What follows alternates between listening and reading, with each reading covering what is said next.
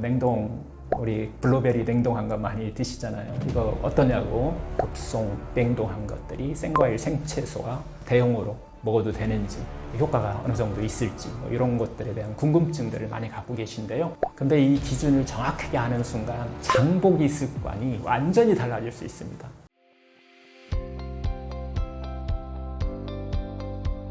좋은 채소와 과일 고르는 방법이 있을까요? 혹시 마트에서 유기농, 무농약, 친환경 이 라벨들을 보면서 이거 뭐가 다른 거야? 장바구니 이렇게 하시다가 좀 멈춰 서신 적이 있지 않으신가요? 다 가격이 좀 다르지 않나요? 어떤 경우는 가격은 비싸고 결국은 다 몸에 좋은 것 같지만은 막상 그 기준 자체가 좀 모호한 경우가 있어요.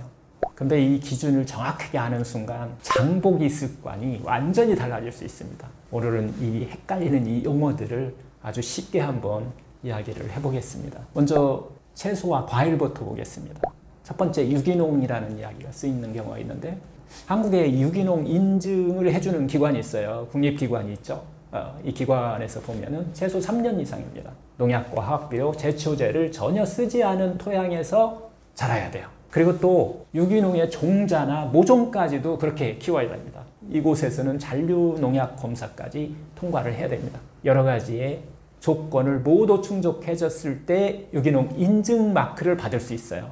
미국도 비슷한데요. 미국은 USDA라고 하는 국가기관이죠. 이곳에서 똑같아요. 3년적인 어떤 농약을 쓰지 않고 화학비를 쓰지 않은 거 이런 원칙은 똑같은데 우리하고는 인증 절차가 더 조금은 국가적인 것이 좀 강해요. 주별로 또 세부 규칙이 좀 다른 것이 좀 있습니다. 두 번째는 무농약입니다. 재배 기간 동안 농약을 전혀 쓰지 않는 거예요. 유기농하고는 조금 다르죠. 토양까지 같이 보느냐라고 하는 게 재배 기간 동안 농약을 전혀 쓰지 않고 화학비료는 상관없어요. 권장량의 3분의 1 이하로만 사용하시면 됩니다. 조금 덜 쓴 거예요. 화학비료 자체도 무농약에서. 그래서 인증 마크를 주게 되는데 이것은 무농약 농산물 로고 마크가 있어요. 가격은 유기농보다 조금 저렴하죠. 그래서 여기서 인증 번호가 있는지를 꼭 한번 보셔야 돼요. 그래서 스마트폰으로 농식품 정보누리 웹을 켜시면 거기다 인증 번호를 딱 입력하시면 누가 언제 어디서 인증받았는지 바로 다 확인이 가능합니다. 미국에서는 무농약이라고 하는 공식 인증 제도 자체가 없어요. 우리나라보다 조금 헐겁습니다. 그래서 농가가 자체적으로 무농약이라고 이렇게 표시할 수는 있어요. 이건 법적 인증이 아니라 소비자가 스스로 신뢰 여부를 한번 확인해야 되는 그런 정도로 지금 하고 있어요. 다음 세 번째는 친환경 농산물인데요.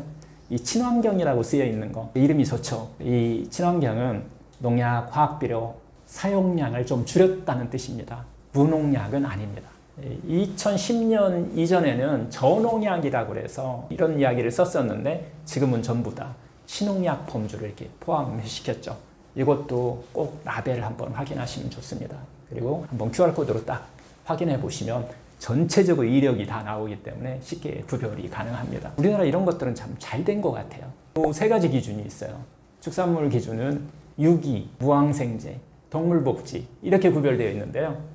첫 번째 유기 축산물은 유기농하고 비슷해요. 이 세 가지 조건을 충족해야 되는데요. 첫째는 100% 유기사료를 써야 됩니다. 유기농 곡물과 풀을 다 사용해야 된다는 거예요. 여기에는 GMO 사료나 농약, 화학비료로 재배된 사료를 먹으면 유기축산물이 아니에요. 이것도 정확하게 구별해서 인증을 해주기 때문에 믿고 쓰셔도 괜찮습니다.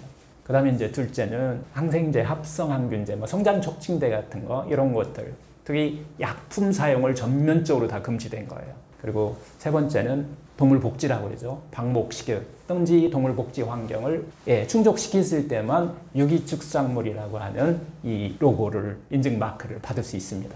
두 번째는 무항생제 축산물이라고 되어 있는 것을 볼 수 있을 거예요. 이 인증 표기가 붙어 있는 것은 이 사육기간 동안 역시 항생제나 합성 항균제 같은 거 이런 약품이 금지된 곳입니다. 다만 일반 사료는 사용이 가능합니다. 그래서 유기축산물보다는 기준이 좀 낮지만 항생제, 내성 우려를 좀 줄일 수 있다라고 하는 장점이 있어요.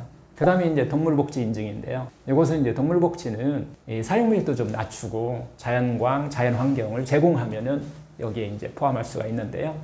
근데 약품과 사료 같은 그런 기준은 유기축산물과 무항생제화는 별도 조건이에요. 다르다는 거예요.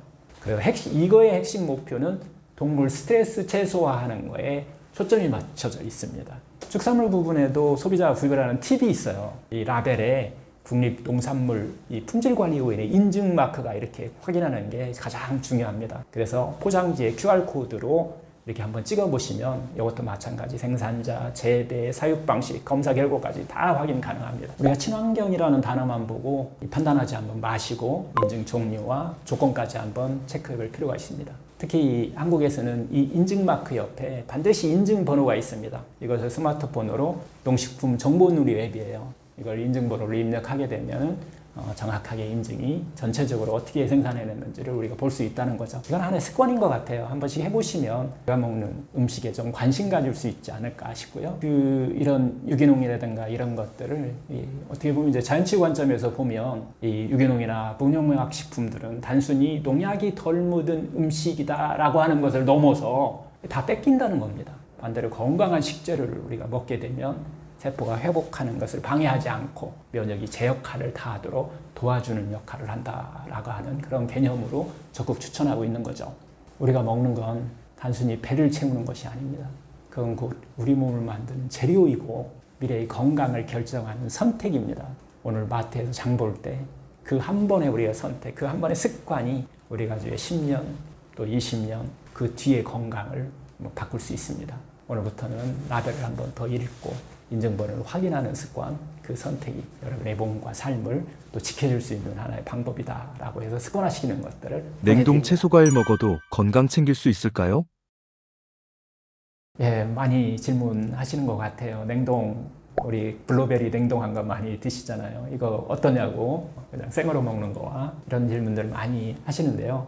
결국은 이게 생으로 먹었을 때 영양이 혹시 떨어지지 않는지 이런 질문인 것 같아요. 하여튼 요즘 마트나 온라인몰 같은 곳에서 급속 냉동 블루베리라든가 냉동 브로콜리까지 나오는 것 같아요. 심지어 냉동 방울토마토까지 나오게 되는데 정말 많이 나오는 것 같아요. 그런데 과연 이런 것들이 급속 냉동한 것들이 생과일 생채소와 대용으로 먹어도 되는지 효과가 어느 정도 있을지 이런 것들에 대한 궁금증들을 많이 갖고 계신데요. 오늘은 이 궁금증을 한번 이 과학과 자연치유적인 어떤 두 가지 시선에서 한번 풀어보겠습니다. 현실적으로 우리는 1년 내내 모든 채소, 과일을 제철 신성 상태로 먹을 수 있기는 쉽지 않아요. 그래서 딸기, 블루베리, 시금치, 완두콩, 브로콜리 같은 이 채소, 과일들은 대부분 계절이 상당히 짧잖아요. 그래서 바로 나온 게 바로 급속 냉동 기술이에요. 여기서 급속이라는 게 상당히 중요합니다.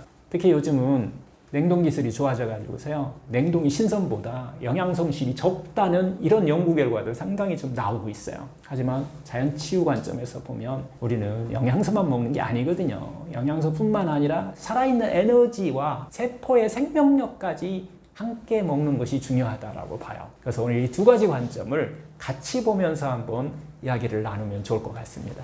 냉동 과일 채소는 그냥 오래 보관하려고 얼리는 게 아니에요. 급속 냉동은 경우는 수압고 바로 마이너스 35도씨 이하에서 아주 짧은 시간 동안에 그냥 확 얼려야 됩니다. 이 얼리는 속도가 빠르게 되면 얼음 결정이 아주 작게 생겨서 세포벽을 덜 파괴한다는 거예요. 우리가 집에서 냉동을 시키는 것은 세포벽을 상당히 오랜 시간 하기 때문에 많이 파괴하는데 이 급속 냉동은 세포벽을 덜 파괴한다. 그래서 좀 자연적이라는 거죠. 결과적으로 맛과 색, 영양을 최대한 담그려고 하는 거예요. 그래서 제철에 딴 블루베리를 급속 냉동하게 되면 몇 달 뒤에 우리가 먹어도 맛과 영양이 상당히 그래도 잘 남아있잖아요. 그래서 결국은 냉동 과일과 채소에 장점과 단점이 있어요. 먼저 장점부터 보면은 제철에 딴 그 과일을 24시간 안에 냉동을 딱 시키면 그 속에 들어있는 비타민 C, 폴리페놀, 카로티노이드 같은 항산화 성분이 80에서 90%는 보존됩니다. 겨울에 신선이라 부르는 채소보다 어떻게 보면 계절에 맞지 않는 채소를 우리가 기르는 것보다 오히려 영양소가 높을 수 있다는 장점을 갖고 있어요. 예를 들어 2017년 연구 결과인데요. 신선한 냉동으로 만든 블루베리, 브로콜리, 당근, 시금치를 한번 비교해 봤어요. 결과는 비타민 C와 비타민 A, 미네랄 함량은 큰 차이 없이 똑같았어요. 근데 폴리페놀 같은 거 항산화 물질이라고 얘기하잖아요. 이런 것들은 냉동 보관 3개월 후에는 처음에는 비슷했는데 3개월이 지난 후에는 한 85에서 그래도 95%를 유지하고 있더라라고 하는 것을 밝혔고요. 단 문제 하나는 효소 활성이 냉동 후에 현저히 그냥 떨어져 버립니다. 즉 측정 가능한 영양소 기준으로는 냉동도 충분히 좋은 선택이라는 뜻이에요. 그러나 이 냉동식품에 한계가 있는 거죠. 그래서 첫째는 냉동 전에 이 블렌칭하는 과정에서 효소가 비활성된다는 거예요. 살아있는 우리가 이야기하는 살아있는 에너지가 많이 떨어진다는 거죠. 둘째는 얼리는 동안 세포벽의 일부가 그래도 깨진다는 거예요. 셋째는 수분 손실이 일어나잖아요. 급속냉동을 하게 되면. 그래서 생과일, 그 생채소가 주는 그 신선함, 그 깨어나는 느낌이 상당히 줄 수 있습니다. 제가 어릴 때 시골에서 살 때 마당 한켠에 그 복숭아 나무에서 막 먹은 그 복숭아를 따서 한 입에 팍 불어 먹으면 그 달콤한 과즙과 입안 가득이 퍼지는 온몸이 순간 이 깨어난 듯 하잖아요. 그게 바로 살아있는 과일의 기운이거든요. 근데 도시에서 우리가 마트에서 파는 복숭아를 먹었을 때는 맛은 참 달아요, 과거보다. 그러나 그 확 깨어나는 느낌은 없어요. 냉동 복숭아도 뭐 과즙은 좀 뭐 제대로 다 유지한다 해도 그 생생한 기운이 조금은 더 줄어든 것 같은 그런 느낌을 우리가 받는 것은 이런 자연에서부터 조금 멀어지면 나타날 수 있는 하나의 단점이죠. 하여튼 자연치유 관점에서 보면 영양소가 같아도 햇빛과 흙, 뭐 바람이 만들어낸 그 생명 에너지는 다를 수 있다라고 하는 겁니다. 제철 급속 냉동한 국내산이 조금 나은 경우가 상당히 많이 있어요. 그리고 또 냉동이 또 좋을 때는 뭐 스무디나 수프나 요리 같은 거에 식감이 그렇게 중요하지 않을 때 끓여서 먹는 것들은 조금 더 좋은 경우도 있습니다. 아니면은 그냥 신선이 좋은 경우도 있죠. 그냥 제철에 나오는 거. 이런 경우는 샐러드 만들 때, 뭐 주스 짜서 먹을 때, 뭐 생식으로 이렇게 먹을 때, 날로 먹을 때는 이런 게 또 훨씬 더 좋은 것 같아요.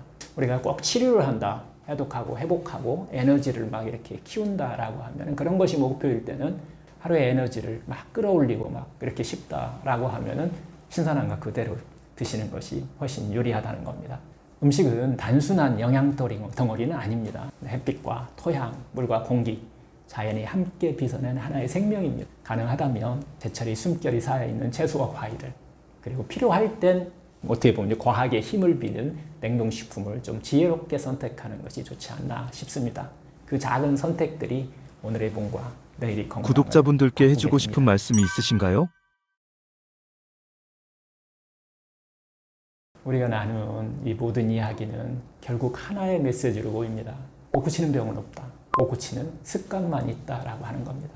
결국 우리는 마음이 바뀌면 우리 삶이 바뀌고 또 이 삶이 바뀌면 결국 몸이 바뀝니다. 이 작은 선택 하나, 식탁 위의 그 한 끼, 그리고 오늘 내가 품은 그 생각 하나가 앞으로의 나를 만들어갑니다. 여러분이 지금 내린 작은 선택이 미래의 건강과 행복을 키우는 씨앗이 되기를 바랍니다. 저는 앞으로도 여러분들과 함께 그 씨앗이 잘 자라도록 곁에서 끝까지 함께 걸어가겠습니다.